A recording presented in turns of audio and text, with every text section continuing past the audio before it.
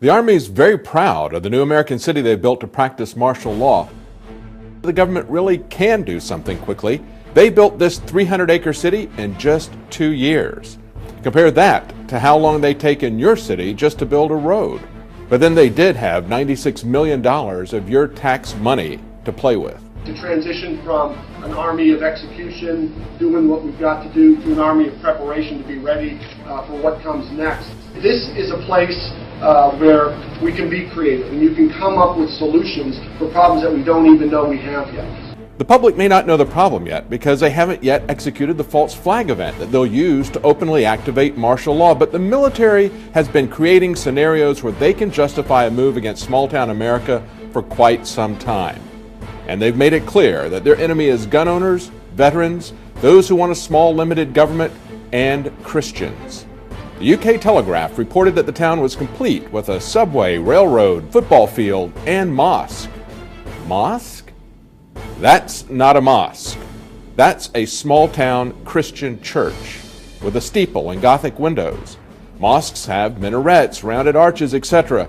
It's not that they've kept the current military's attitude toward Christians a secret either.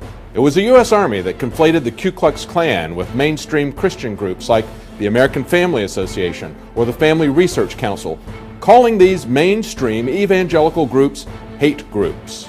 In just the last year, an official Army email and briefings at both Fort Hood, Texas and Camp Shelby, Mississippi attacked Christian groups and said they don't share Army values. Most recently, we've seen a FOIA request that showed last year's training scenario in Ohio identified gun owners and people who believe in limited government as the enemy. And then there's retired Colonel Kevin Benson, currently teaching at Fort Leavenworth, who spelled it out clearly in his vision of the future. When the leaders of the group hold a press conference to announce their goals, they invoke the Declaration of Independence, and they argue that the current form of the federal government is not deriving its just powers from the consent of the governed, but is actually destructive to these ends. Therefore, they say the people can alter or abolish the existing government and replace it with another. And while mainstream politicians and citizens react with alarm, to the words of the Declaration of Independence, the Tea Party insurrectionists in South Carolina enjoy groundswell of support from other Tea Party groups, militias, racist organizations like the Ku Klux Klan. And as we've shown you many times in the past, U.S. military documents describing CONUS operations, that's the continental United States, where rules regarding the use of deadly force in confronting dissidents are made disturbingly clear with the directive that a warning shot will not be fired. Or this document that talks about policies that would be applied within U.S. territory, with the internment, resettlement, indoctrination, and re-education of political dissidents using their social security number. Clearly, it's not for foreign operations. And finally, I think it's significant how detailed these buildings are. They could easily train for foreign urban warfare using concrete shells of buildings which are cheaper, and that's what they've done in the past. But here they have a completely intact American town, down to the Washington, D.C. subway logos, and a small church building. Looks like they're training for a different kind of conflict.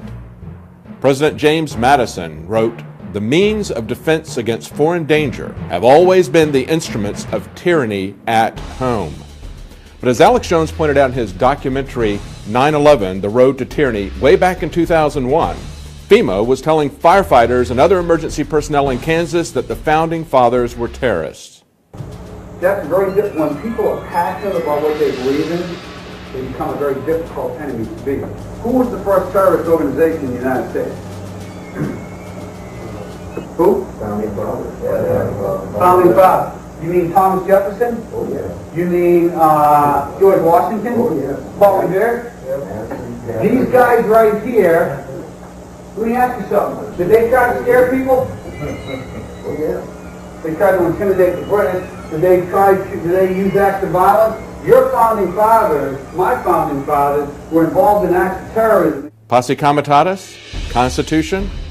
That's just yesterday's red tape.